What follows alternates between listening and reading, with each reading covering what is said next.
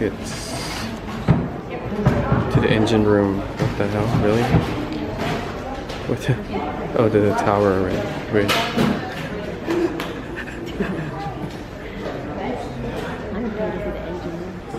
We're going to the top of the North Tower now. That's 138 feet, 42 metres above the river. When you get there, you'll see a black and white film of London. It dates from 1903. Go to your left is your first glass floor. We call it the East Walkway. At the end of the walkway, you're in the South Tower. Showing there's a short film. It's called A Day in the Life at Tower Bridge. It's a film about us, people that work at Tower Bridge. Turn right, you're in the West Walkway. Second glass floor, mirror ceiling.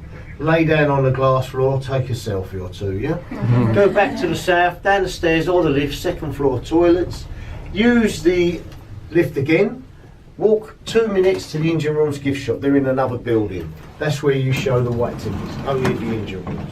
Thank you very much. Thank you. Thank you. Oh. Come through, folks. Hi. Right, there's a photo op. Come through, welcome to Tower Bridge. Oh, interesting. From date 1903. And what's your pictures of what London was like at that time in 1903? Takes about 4 minutes. It's on a loop. So watch the film and then they can Watch that film. Oh yeah. Look at this. What is this? So this is the East Walkway. I thought that it was still somewhat open air, but it's not. It was actually kind of warm and stuffy up here. But it didn't matter because I found the glass door that guy in the elevator was talking about. Can we walk through? Oh. It's like nobody's doing it. Oh crap, it's scary.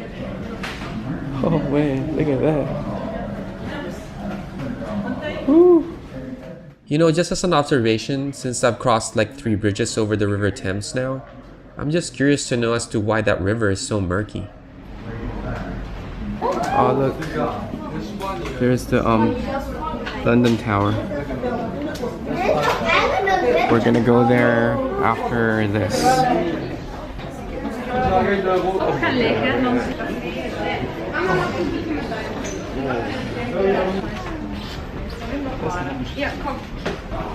So walking both walkways and skipping the engine room, we head to the Tower of London to take a tour inside.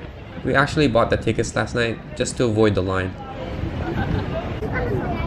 Just as we were looking for the place to pick up our tickets, we passed by this. It's called the Trader's Gate. It says that the gate is the grandest and most notorious river entrance to the tower. And famous Tudor prisoners such as Lady Jane Grey are said to have entered the tower through this water gate.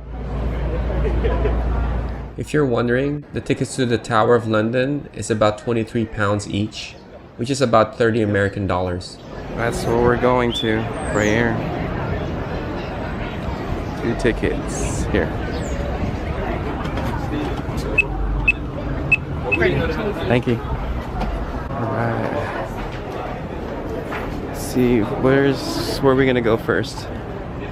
Looks like there's a lot of people on this side. What are they looking at?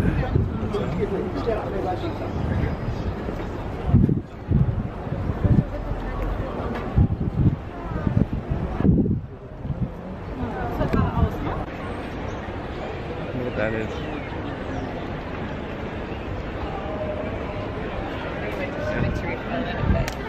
So the Tower of London, also known as Her Majesty's Royal Palace and Fortress, played a major role in English history. This castle was built in the 11th century as part of the Norman conquest of England. It's a huge complex with multiple towers, but the most important of all is the White Tower, which sits pretty much in the middle of this castle. Look at them quarters. Oh, Your Majesty.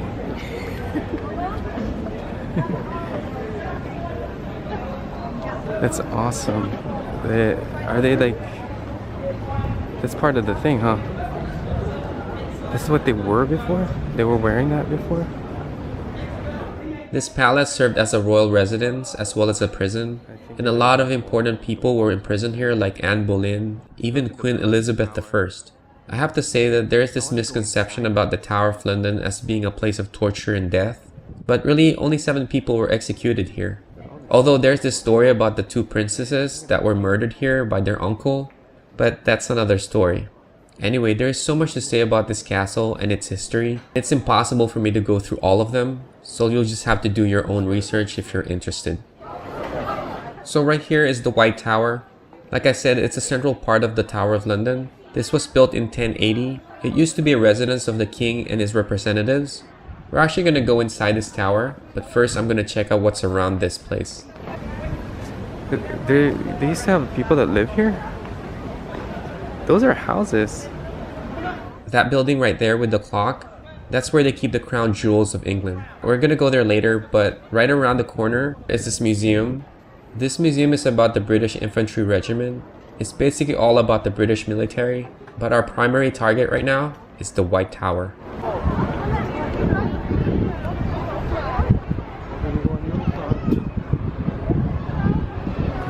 Gonna go inside this right now. So that's why So the first thing you'll see when you enter the tower are all this medieval armor.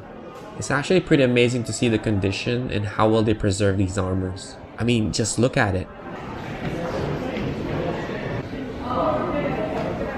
But the most interesting of all is this one. This belongs to King Henry VIII. look at that. You can tell that's King Henry's right there.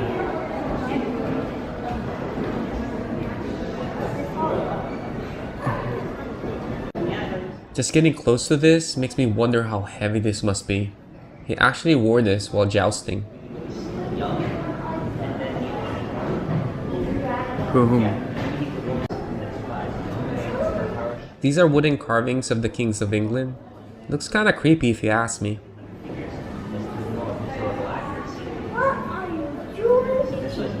Let's go up some more. So on this level, I spotted this. This is actually one of the earliest fireplaces in England. It's really quite interesting if you read the inscription. Hey, you know what's cool? Is this wood. This is from like 1300s or something, right? Especially right here, in between this. I'm touching on like a 14th century.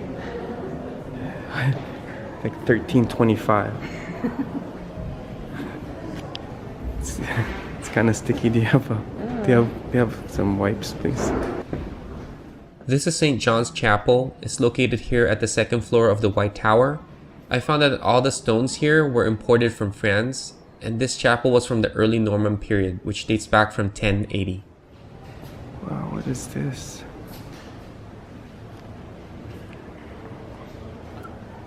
It's like a chapel. It's where they pray when they're about to get killed. I gotta pray in this like stone church. That's stone chapel. Look at this. Let's go in here. As we exited the chapel, we entered this room. It has all sorts of artifacts from King Henry's personal armor to a collection of swords of a few English kings. It's like real gold. That's an awesome shield. Dude, I don't know if I can wear this. This must be really uncomfortable. There's no padding underneath. Even that one. Cool. That's an axe.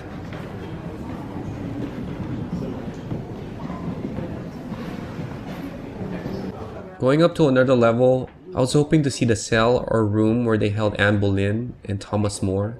I didn't know it at this moment, but they weren't really sure where Anne Boleyn was held. Although it is said that Thomas More was held at the Bell Tower, which I filmed past the entrance. So on the very last level of this tower, they have this dragon made up of armor, which is clearly a modern sculpture. Now, I'm not quite sure why they created this. I should have read the inscription, but the rest of the room had nothing interesting. So we headed down this staircase that seemed like it would never end.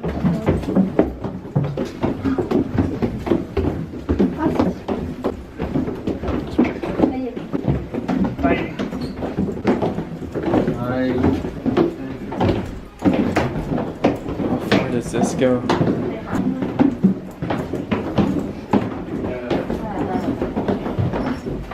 Oh my, the dungeon. We're at the dungeon now. Look at this. Whoa.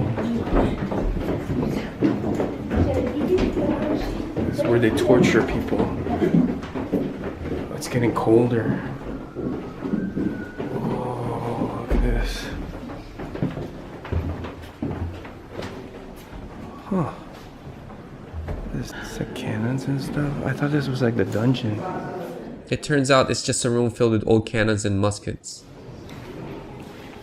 Through this door leads to a gift shop, which ends the tour inside the White Tower. Next, the crown jewels. That's where they keep the crown jewels.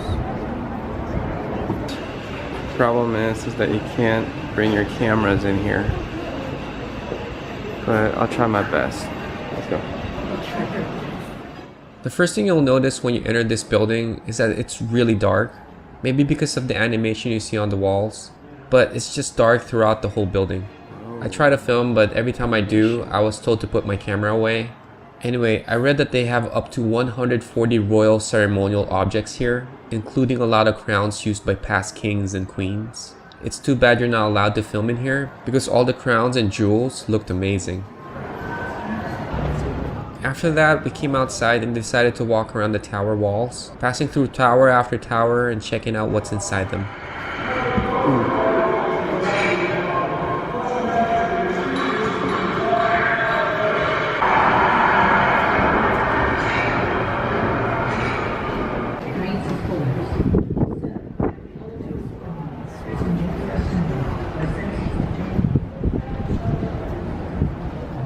It's pretty cool, but there really isn't much to see here.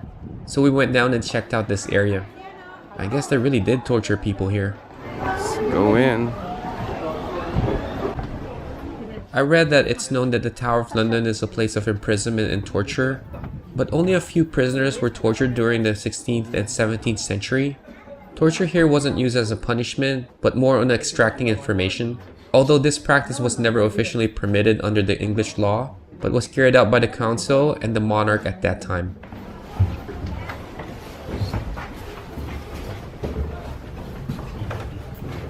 There were only 3 torture instruments used here at the tower, and this one is the most widely used.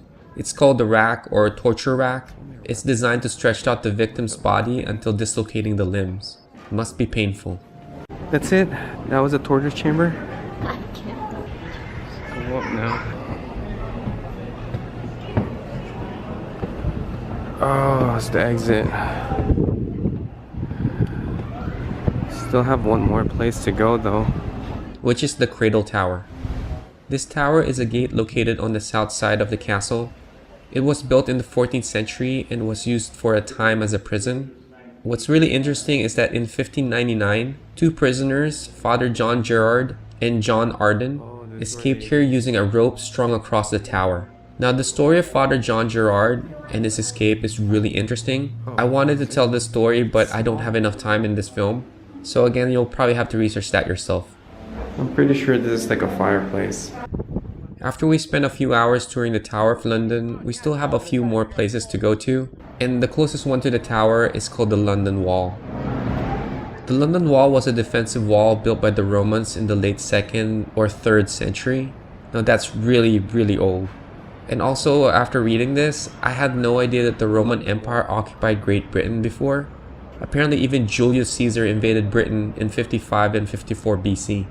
You know, it's amazing to read Great Britain's history, especially when you see what it is today. I wish I knew more of this information at this moment, because I would have appreciated this a little bit more. Touching the wall. London Wall. In front of the London Tower. It's amazing. If you didn't notice, I haven't eaten anything yet after our lunch at the Borough Market this afternoon. And food is one of the reasons why I create videos. Unfortunately, England doesn't really have that much to offer when it comes to food. So we're gonna try our luck here at Leadenhall Market, hoping to find something good to eat.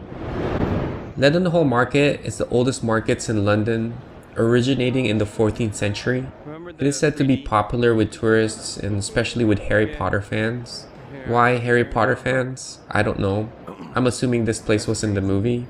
Anyway, this is a covered market selling fresh food, fresh meat from butchers and florists. But what's amazing to me is its design and structure. It kind of looks like an expensive mall rather than a market. So we're gonna eat here at Pizza Express. I wasn't really craving for pizza, but we decided to eat here because we've seen this restaurant scattered all over London, so we figured the pizza must be good here.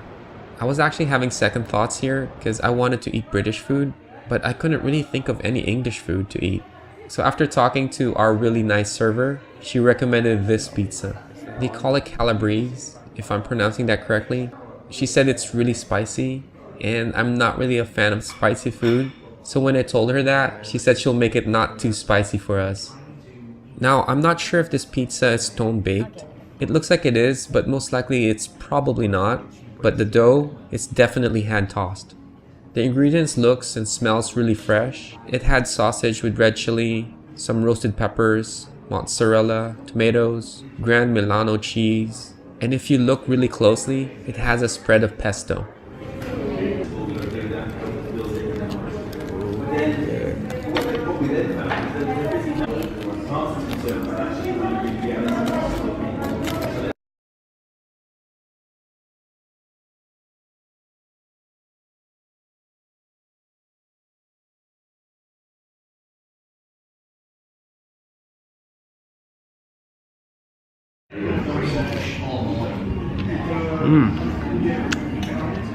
I'm really glad it's not that spicy. There's a lot of flavors going on in this pizza. The cheese, the tomatoes, and the pesto, and the spiciness of the sausage. But I think it could do without the leafy greens, because it kind of mellows out the flavor. It's probably there because the pizza was supposed to be really spicy.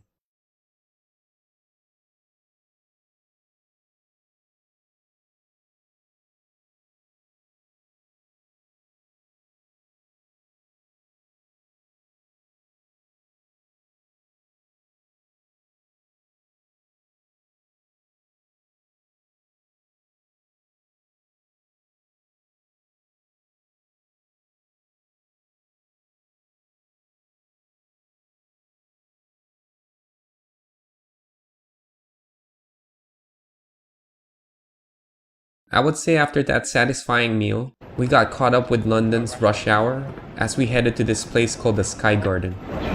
This is the Sky Garden. The Sky Garden is a huge glass dome that sits on top of that building, which offers an awesome view of the city. As we were leaving, we found out that they will let people go up the garden about 30 minutes from now. So instead of waiting here, we walked to this monument. It's the monument of the Great Fire in London. The monument to the Great Fire of London, which is this, was built in the 1670s, of course to commemorate the Great Fire of London, which destroyed the center city of London in 1666. It is said that this monument is close to the place where the fire actually started. And not far from the monument is the very famous London Bridge. This bridge is not the original London Bridge. The original London Bridge was replaced in the 19th century. It was a stone arch bridge and was 26 feet wide and about 900 feet long, and it also had a drawbridge. It was built in 1176 and was completed in 1209. One of the things I know about the bridge is that they displayed severed heads of traders impaled on spikes, and one of the most famous heads displayed here was of William Wallace. I believe this head was the first to be displayed here in 1305. If I read it correctly, the old bridge was replaced because it was too narrow and old and probably unsafe. I just wish they kept it, just for the sake of history.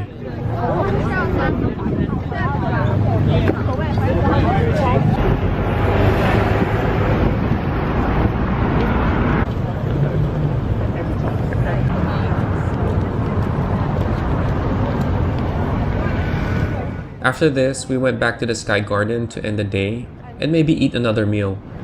So they didn't let me in the Sky Garden because I'm dressed like this.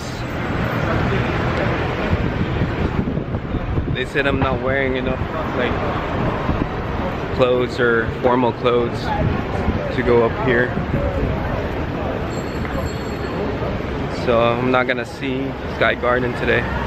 Yeah, a girl who works for the garden approached me and said that I'm not dressed well enough to be in the Sky Garden, which is free for the public, by the way. She said, I quote, "It is very posh up there. We can't let you in dressed like that." I have to admit, I was really disappointed, maybe a little angry. We weren't able to see the Sky Garden because of some social standards they have here. But if I think about it, it was still an awesome day. We were able to see everything on our list, except for the Sky Garden, of course. So we're heading back to our hotel to get some rest, because tomorrow we'll go see Buckingham Palace, and it's going to rain, which makes it a little difficult to film, but I'll do my best. Mind the gap.